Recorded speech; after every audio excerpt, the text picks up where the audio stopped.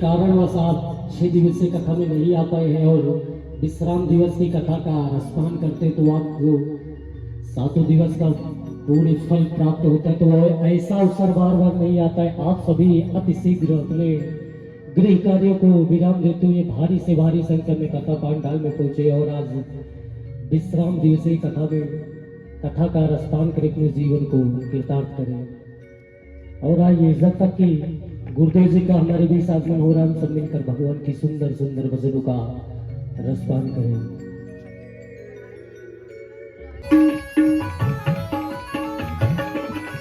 तेरे प्रेमियों में मन लगता और कहीं ना लागे, फीका फीका ये जग सारा भजन भाव के आगे। भजनों की इस भूख को बढ़ाए रखना, भजनों की इस भूख को बढ़ाए रखना। घर से तक सेवा में लगाए रखना, घर से तक सेवा में लगाए रखना। इतनी कृपा सावरे बनाए रखना। नमो वै ब्रह्मनिधये वासिष्ठाय नमो नमः। यं प्रव्रजन्तमनुपेतमपेतकृत्यं द्वैपायनो विरहकातरया जुहाव। पुत्रेति तन्मयतया तर्वो विनेदो, तं सर्वभूतहृदयं मुनिमानतोऽस्मि। वैसादृशः क्षमा तत्योकितमपि बाध्यते, पिबन्तं तन्मुखां भोज्य अच्युतं हरिकथामृतम्। द्रोणस्य विपुलुष्टमिदं मदङ्गम्।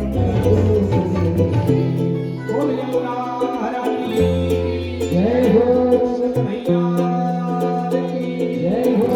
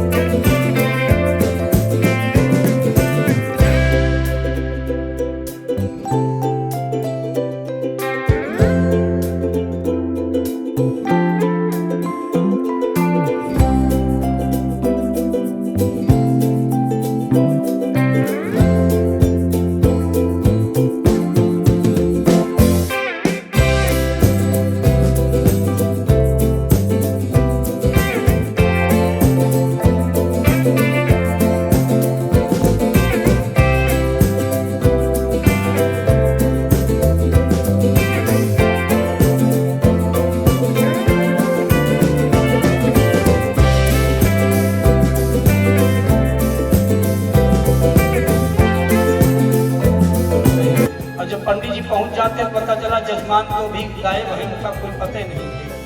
1 घंटे बाद जजमान जब लौट करके आते हैं तो पंडित जी आ गए। अच्छा ठीक है, तब तक तैयारी कराओ, बैठो और बस अभी हम स्नान कर ले तो फिर आ रहे फिर माय मंत्री पूजा हो। अच्छा पंडित जी फिर अभी 1 घंटे इंतजार किए हैं और 1 घंटे उनको नहाने में इंतजार करना पड़ेगा। 2 घंटे बीत गए, 10 बजे पंडित जी आए, 12 बज गए। अच्छा 12 बजे बहुत करते कराते बैठा पाए तो कम से तो कहेंगे पंडित जी थोड़ा जल्दी ये कीजिएगा, 1 बज रहा है, अब थोड़ा और व्यवस्था हमको देखना है। अब पंडित जी भाई जो आवश्यक चीजें हैं उनको अपना करवाते हुए और 2 घंटे में किसी तरीके को बुलाएंगे तो हमको भी दक्षिणा मिल जाएगी, है कि नहीं। केवल ब्राह्मण इसी कामना से ही आशीर्वाद देता है जजमान को कि हमारा यजमान अगर अच्छा रहेगा, हमारे समाज के लोग अच्छे रहेंगे तो धर्म करते रहेंगे, धर्म होता रहेगा तो उससे हमको भी दक्षिणा मिलती रहेगी और हमारा भी परिवार बढ़िया से चलता रहेगा और ऐसे ही हमारे जजमान का भी कल्याण होता रहे। ये ब्राह्मण की इच्छा होती, कामना होती है। और भगवान अपने पुत्रों को शिक्षा दे रहे हैं कि कभी भी जीवन में ब्राह्मण का अपमान मत करना, किसी गाय का अपमान मत करना, नहीं तो भगवान कहते हैं कि नाक निर्कसो के बड़े अच्छे मित्र हैं। तो मैं अपने मित्र से मिलने आया हूँ, भैया वो मेरा कन्हैया मेरा मित्र कहाँ मिलेगा। तो सज्जन ने बताया सामने का मार्ग पकड़ लो, सीधा आप अंतापुर में चले जाओगे, वहीं पर भगवान का हमारे भवन है। सुदामा जी महाराज चले और द्वार पर जब पहुंचते हैं तो द्वारपालों का पहरा था, जय और विजय का पहरा है।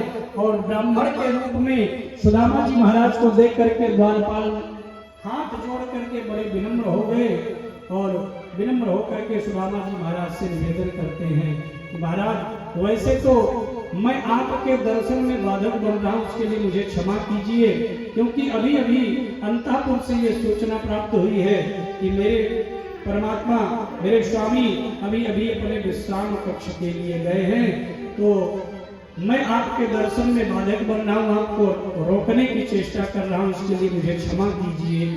मेरे परमात्मा का ये आदेश है कि द्वारिकापुरी में ब्राह्मण और संत को कोई रोके ना, बिना रोक टोक के वो अंतापुर तक चले आए, ऐसा आदेश है। लेकिन जो मैं रोकने का ये दुस्साहस कर रहा हूँ तो मुझे क्षमा कीजिएगा। और बड़े ही विनम्र हुए सुदामा जी महाराज द्वार पर खड़े हैं। द्वारपाल गया भीतर, भगवान को उत्सुकता हो रही है अपने मित्र से मिलने के लिए कि कब जल्दी संदेशा मिले, अब द्वार पर आए हुए अपने मित्र से मैं भी मिल लूं। तब तक द्वारपाल गया और भगवान के सामने प्रणाम निवेदित किया और भगवान को प्रणाम करते हुए कहता है द्वारपाल, इस द्वार पर सरकार मैंने बड़ी बड़ी विभूतियों को आता हुआ हमने देखा है, ब्रह्मादिक देवताओं को आते हुए देखा है, लेकिन द्वार पर एक ऐसी दिव्य विभूति आज आई हुई है कि उसके पहनने के लिए कोई पादुका नहीं है, तन पर जो वस्त्र है बड़े फटे पुराने से दिख रहे हैं, कंधे पर मोटा सा जनेऊ है, कोई ब्राह्मण है और ब्रह्म तेज उनके माथे पर चमक रहा है। बोले शीश पगार जगा तन में, बोले द्वार खड़ा मेरे गोविंद के कानों में सुदामा शब्द पड़ा तो भगवान सुदामा शब्द सुनते ही अपनी पलंग से छलांग लगा देते हैं। भगवान कूद पड़े और अपने मित्र से मिलने के लिए, सुदामा से मिलने के लिए इतने धीमल हो गए कि दौड़ते हुए कन्हैया ने आज ये नहीं देखा कि मेरी चरण पादुका कहाँ है, मेरा पीताम्बर कहाँ है। भागते हुए दौड़ते हुए भगवान का पीताम्बर कहीं उड़कर गिरता है, भगवान की पादुका अलग गिरी पड़ी है और सुदामा सुदामा कहते हुए भगवान दौड़ रहे हैं। दौड़ते हुए परमात्मा को देखकर भगवान की जितनी पटरानियां थी, रुक्मिणी सत्यभामा सब भगवान के पीछे ही दौड़ने लगी और जितने भी दास दासियां थी सबने दौड़ लगाई कि हमने द्वारिका के द्वार पर आते हुए बहुत सारी विभूतियों को देखा है, लेकिन आज तक मेरे परमात्मा ऐसे विह्वल नहीं हुए। न जाने कौन सी ऐसी विभूति आज द्वारिका के द्वार पर है। मेरे नाथ इस प्रकार विह्वल होकर के दौड़ लगा रहे हैं। भगवान दौड़ते हुए सुदामा जी महाराज के पास पहुंचे। द्वार पर पहुंचते ही सुदामा के स्वरूप को देखकर भगवान के भीतर इतने प्रेम उमड़े, इतना भाव उमड़ पड़ा कि अपने हृदय से लगा लिया, अपने मित्र को अपने गले से भगवान लगा लेते हैं। और सनई सनई धीरे धीरे सुदामा जी को अपने अंतःपुर ले आए, अपने दिव्य सिंहासन पर बैठाया और चरण धोने के लिए भगवान ने आदेश किया कि जल ले आओ, तो परात में जल भर करके आया, सुदामा जी महाराज के चरणों के पास रखा। स्वयं भगवान नीचे बैठे, अपने ऊंचे सिंहासन पर सुदामा जी को बैठाया। यह है सुदामा जी के जीवन का त्याग, कि एक ब्राह्मण के जीवन की त्याग और तपस्या के सामने वो ब्रह्म भी आज चरणों में बैठ रहा है, जमीन पर बैठ रहा है। और सुदामा जी महाराज का पैर धोने के लिए, पैर प्रक्षालन करने के लिए भगवान ने सुदामा जी के चरणों को अपने हाथ पर जैसे रखा, अपने हाथ के तलवे पर रखा, तो देखा कि पैरों में बहुत सारी दवाइयां फटी हैं और पैर के तलवे में बहुत सारे कांटे चुभे हुए हैं। उन कांटों को देख करके भगवान के मन में इतनी करुणा प्रकट हो गई कि अपने हाथों से अपने मित्र के पैरों के उन कांटों को निकालते हैं। ये कांटे कोई और नहीं है, ये विषय वासनाओं के जो कांटे थे सुदामा जी महाराज के पैरों में लगे थे, भगवान ने उन विषय वासना के कांटों को भगवान ने निकाल दिया। पैरों में दवाइयां फटी हैं, चलने से रक्त बह रहा है और जो कांटे निकाले हैं उससे पैरों में घाव हो गया है। मेरे मित्र को बड़ी पीड़ा हो रही होगी, बड़ा दुख हो रहा होगा। भगवान सुदामा जी के तो इस स्थिति को देख करके भगवान के भीतर इतनी करुणा प्रकट हो गई कि भगवान कहते हैं, बोले ऐसे बेहाल देवाइन सो अपग कंठ। सुदामा जी के पैरों के उन कांटों को देखकर, दवाइयों को देख करके, उन घावों को देख करके भगवान के भीतर इतनी करुणा प्रकट हो गई कि भगवान रोने लगते हैं। बोले देखी सुदामा की दीन दशा, ओ करुणा करके करुणा निधि रोए, ओ पानी परात को हाथ छुयो नहीं, नैनन के जल सो पग धोए। भगवान के भीतर करुणा प्रकट हो गई। आंखों से ही गंगा यमुना की धार बह चली और भगवान ने अपने नेत्रों के जल से सुदामा जी के पैरों को धो दिया। धो देते हैं क्यों? नेत्र के जल से भगवान ने, आंखों के जल से भगवान ने सुदामा के पैरों को धोया। बोले सुदामा जी के पैरों में दवाइयां फटी थी, कांटे लगे हुए थे, उनका जो घाव बना था।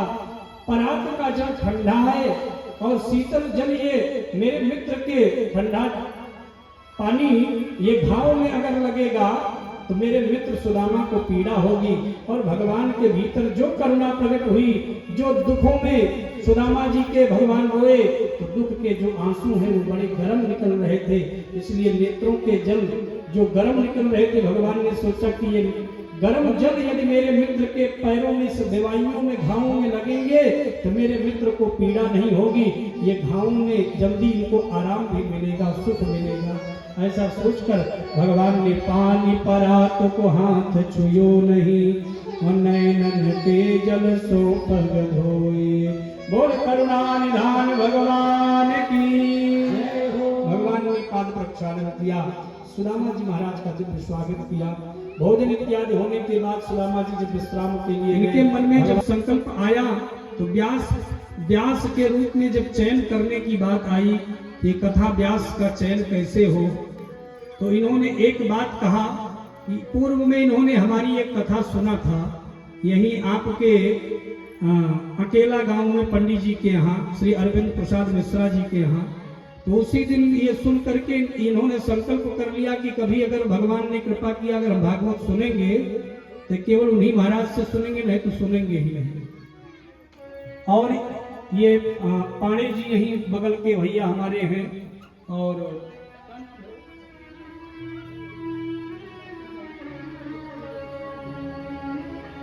हाँ भैया हमारे कमलेश जी की पत्नी, हाँ उनसे इन्होंने जाकर के कहा कि अब हम कथा सुनेंगे तो उन्हीं महाराज से सुनेंगे, नहीं तो सुनेंगे नहीं।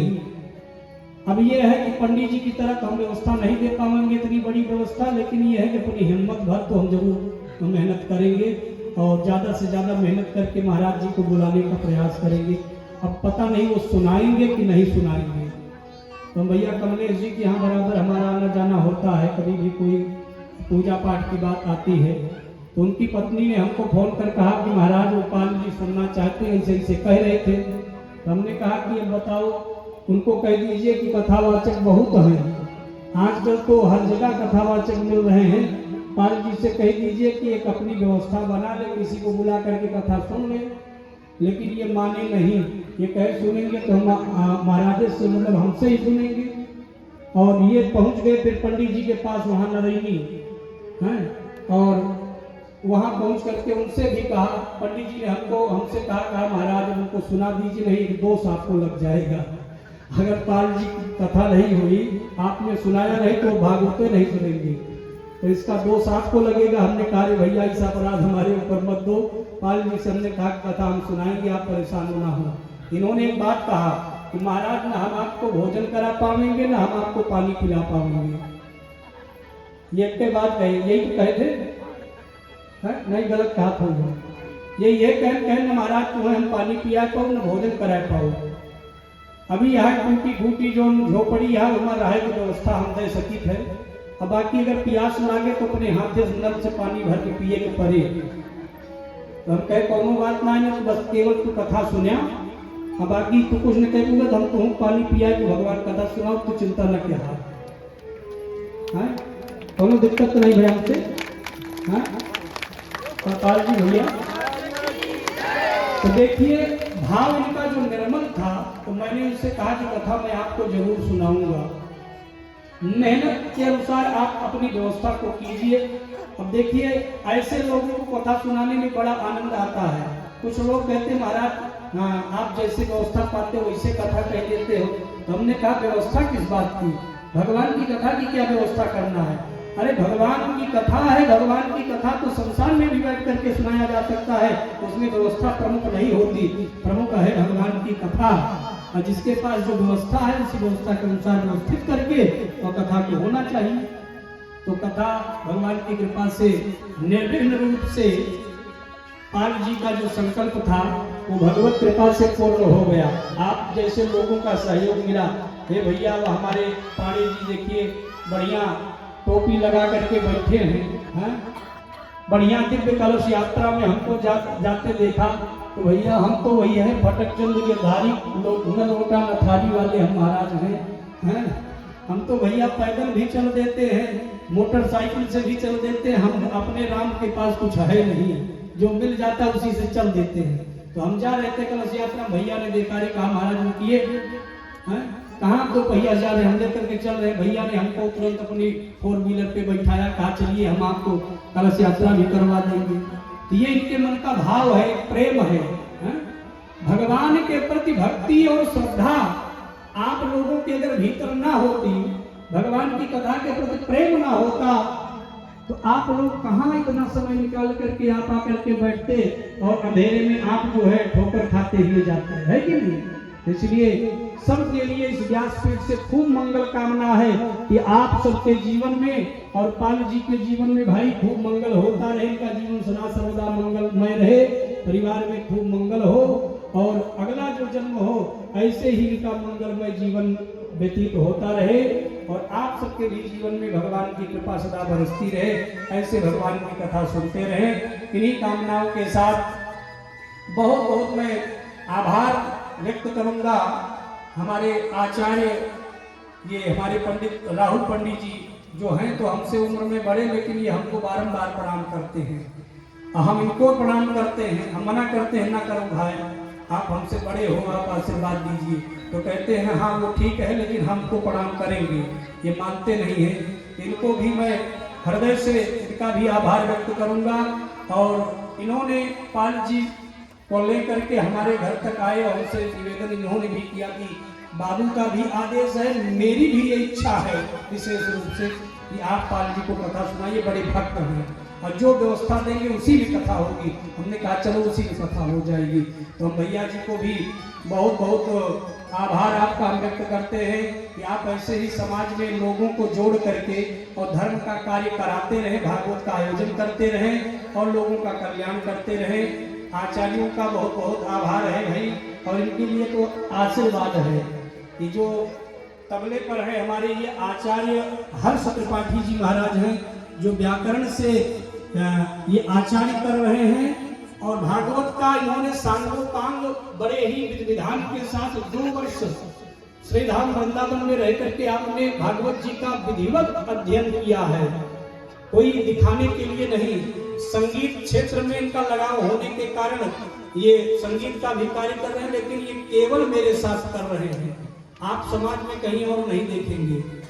ये केवल ये मेरे प्रेम में और मेरे आदेश का पालन करें, क्योंकि हमारे शिष्य भी हैं, हमने इनको पढ़ाया है जामो संस्कृत विद्यालय में, और हमारे अनन्य स्नेही शुक्ला जी बैठे ही हैं कि उसी संस्था में आप सेवारत रहे और सेवानिवृत्त होकर के आए हैं।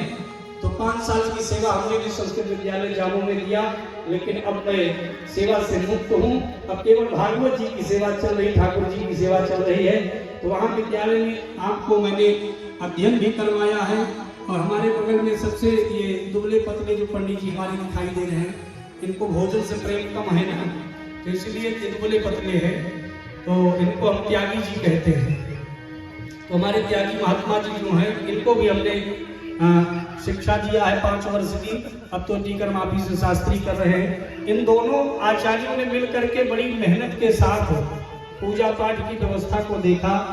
और ये संगीत के आचार्य हमारे पांडे जी, और बगल में हमारे ये पैड के आचार्य, संगीत के आचार्य जिनको कहा जाए, और कहा जाए तो अपनी डंडी से, डंडी के आचार्य हैं, क्योंकि दुबले पतले हैं ना, तो डंडे की भाग स्वयं है।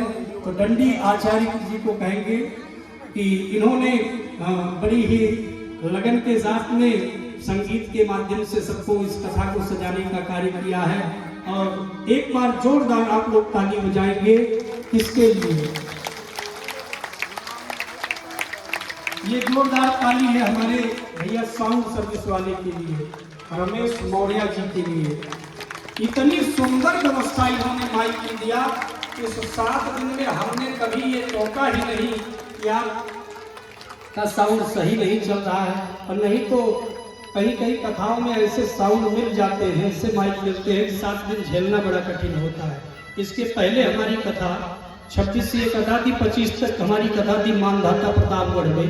तो वहाँ तो हमको 7 दिन केवल यही साउंड पे हमको कहना पड़ा कि भैया इसको सही कर लो। इतना झेलना पड़ा कि हमको लगा कि प्राणे नहीं बचेगा इस साउंड से।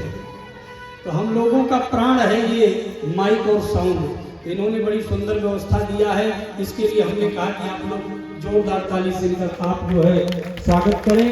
और मैं भगवान से निवेदन करूंगा, प्रार्थना करूंगा कि आप ऐसे ही भागवत जी की सेवा में साउंड सर्विस देते रहें और आपका जीवन मंगलमय हो और सुख शांति समृद्धि से आपका जीवन पूरित रहे। आइए भगवान का पावन नाम ले, इसके बाद आरती की ओर चलेंगे। देखिए भैया, एक बात मैं निवेदन करूंगा कि मैं बहुत बड़ा विद्वान तो नहीं हूँ, लेकिन ये है कि आप लोगों के बीच में मैं पैदा हुआ, पल बढ़ करके बड़ा हुआ। आप लोगों ने जो हमको पढ़ाया लिखाया है, भैया आप ही, हम भी यहीं के हैं। अयोध्या तो लिखा जाता है क्योंकि हमारी शिक्षा दीक्षा वो अयोध्या से ही हुई है, 3 कलश तिवारी मंदिर में, तो मेरा रहना वहीं हुआ। इसलिए मैं अयोध्या के नाम से ही सारे कार्यक्रम करता हूं, क्योंकि जहां से मेरी शिक्षा दीक्षा हुई है मैं वहीं का परिचय देता हूं। बाकी मैं भी आपके बीच का हूं, जो लोग जानते हैं, जो नहीं जानते हैं। मैं अमेठी जिले में ही, यही विशेषरगढ़ से पहले डेहरा गांव में हमारा जन्म हुआ है और तिवारी परिवार में हमारा जन्म हुआ है। हम आपके ही बच्चे हैं और आप लोगों ने जैसा पढ़ाया लिखाया तो अपनी मति के गति के अनुसार अब जगह जगह पर भगवान की ये मंगलमयी कथा सुनाने का हम कार्य कर रहे हैं। अब ये है कि समय के अनुसार जो कुछ समय मिलता है उसी में ज़्यादा से ज़्यादा भगवान की कथा सुनाने का प्रयास करते हैं। और जो कथा मान लो मेरे द्वारा छूट गई होगी तो आप लोग हमको फिर से सुना दीजिएगा और उसको फिर हम आगे की कथा में कभी अवसर मिलेगा तो सुनाने का प्रयास करेंगे। बाकी जो कथा हमने सुनाया है, इस कथा के माध्यम से आप लोग अपने जीवन के कल्याण के लिए सतत प्रयास करते रहना है। तो आए इन्हीं भावनाओं के साथ में ये भगवान की मंगलमयी कथा का विश्राम तो यहाँ हो रहा है। खत्म कथा नहीं होती है, खत्म कभी कथा नहीं होती, कथा का विश्राम होता है। और वो ये कथा कल से ही कालिकम धाम के पास पूरे गरगन सोनारी ग्राम सभा में ये आपसे उम्मीद करेंगे भगवान की कृपा रही। अभी भागवत भगवान की कथा हुई है व्यास जी महाराज जी के मुखारबिंदों से। आगे मेरी जो इच्छा है श्री राम कथा व्यास जी के मुखारबिंदों से हम सुनना चाहेंगे। बोलिए भक्तवत्सल भगवान की। और मैं पुनः आप सबकी ओर से व्यास जी के स्वागत के लिए पूरे परिवार के तरफ से आप सब भगवान व्यास जी का आपका बहुत बहुत स्वागत है गुरु जी। और हमारे जो एक तरह से हमारा जो है मतलब की बहन भी आई हुई है पाणीपुर नारायणी में, राहुल पांडे जी, इनका भी बहुत बड़ा योगदान है। जैसे आपने महाराज जी के मुखार में सुना। पुनः पाल परिवार आपको प्रणाम करता है और ऐसी आसन के ऊपर बनाए रखिएगा। ये आपके ही सहयोग से ये कार्य आज संपूर्ण होने जा रहा है। और उनके साथ में भारद्वाज जी खड़े हैं। इन्होंने आज तक मुझे कभी नहीं कहा कि हमें इस चीज की कमी रह गई, हमें ये चाहिए, हमें ये खाना है, ये पीना है। जो इनको मिल गया खा लिए, नहीं मिला तो वो ऐसे कर कुछ खाए भी नहीं मेरी समझ से। ऐसे सुशील शील स्वभाव के भारद्वाज जी को मेरा अपना प्रणाम है। अब हमारे बीच में जो लकड़ी बजाने बैठे हैं महाराज, नाम तो मैं नहीं जानता हूँ, राजेश शुक्ल जी। राजेश शुक्ल जी महाराज जी को मेरा कोटि कोटि प्रणाम है। पूरे पहाड़गंज क्षेत्र के निवासियों के साथ में सबको प्रणाम, आप सबको प्रणाम। और भेड़ी महाराज शुक्ल और हमारे आचार्य पूज्य श्री हर्ष पाटिल जी, मैं इनका बहुत बहुत धन्यवाद करता हूँ, शुक्रगुजार हूँ। उल्टा सीधा तो कह भी कर हमारे घर वालों की तरफ से हो भी जाता था, क्योंकि राहुल पांडे जी जो है भांजे के रूप में जो है रखते हैं, तो उसी के चक्कर में इनके सारी मजाक वजाक चल जाती थी।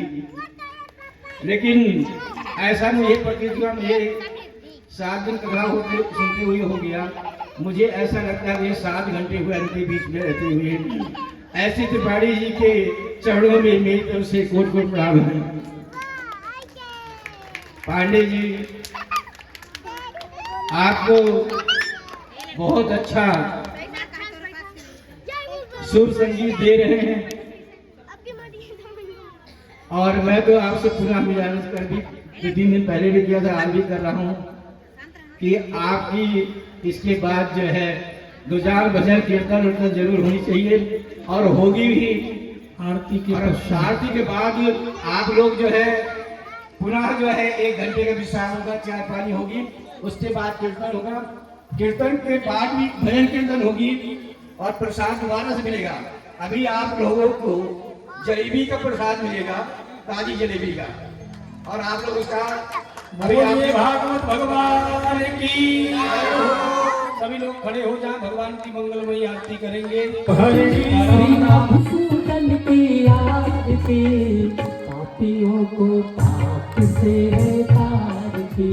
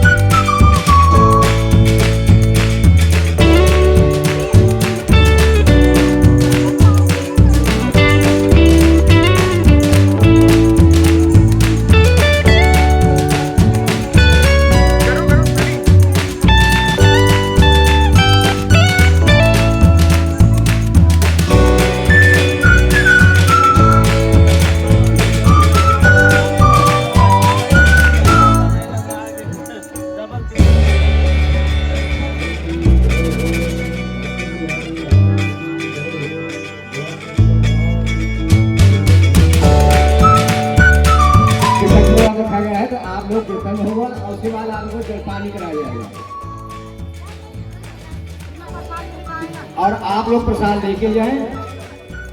जिन माताओं बहनों को बच्चों को भाइयों को प्रसाद नहीं मिला है अपना अपने स्थान में बैठे रहें।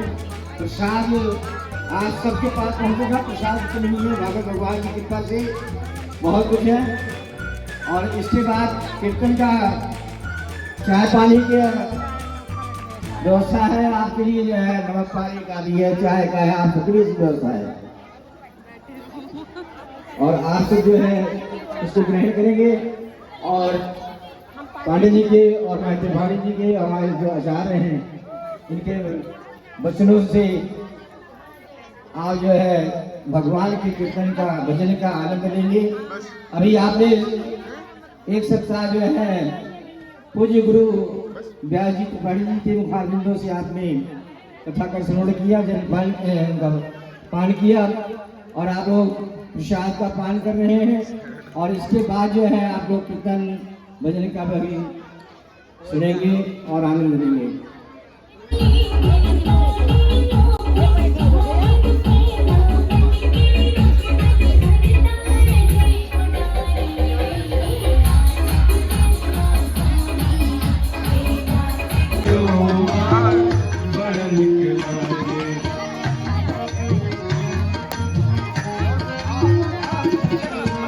जहाँ ब्रह्मराम शिशु कलयन में खेले, जहाँ ब्रह्मराम शिशु कलयन में खेले। किशोर कुछ ऐसा इंतजाम हो जाए, किशोर कुछ ऐसा इंतजाम हो जाए। जुबा पे राधा राधा राधा नाम हो जाए।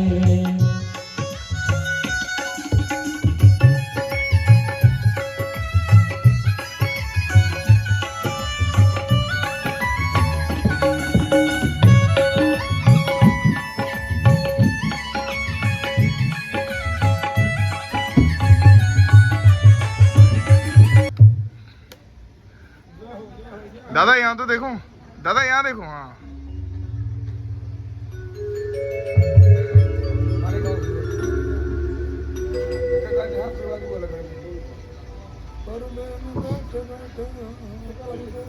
आगे आगे बोल श्रीपति रामचंद्र की जय हो।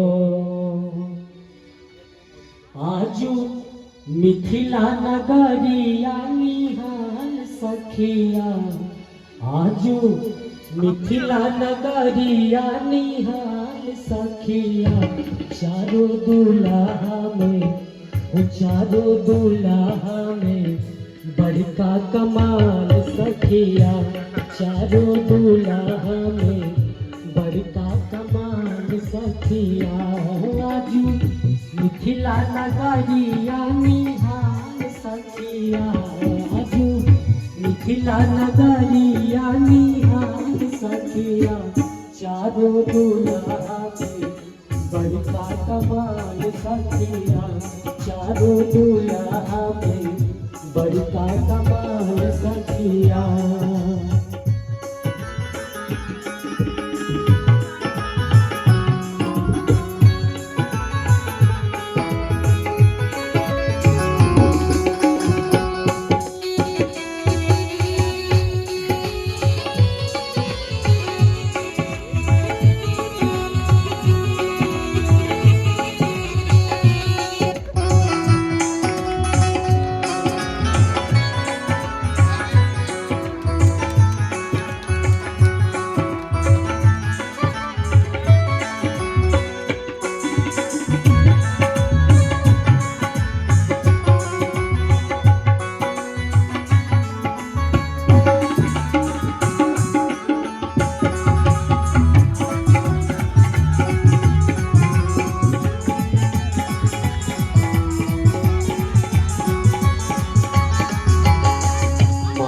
मारी मोरिया कुंडल सोहे कनावा।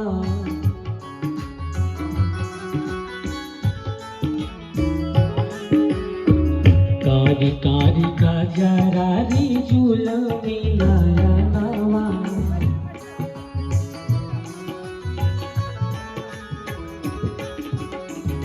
कारी कारी माथे मोड़ी मोरिया कुंडल सोहे कानावा कारी कारी काज राजी झूला मीनावा लाल चंदन सोहे न ताके भाल सखिया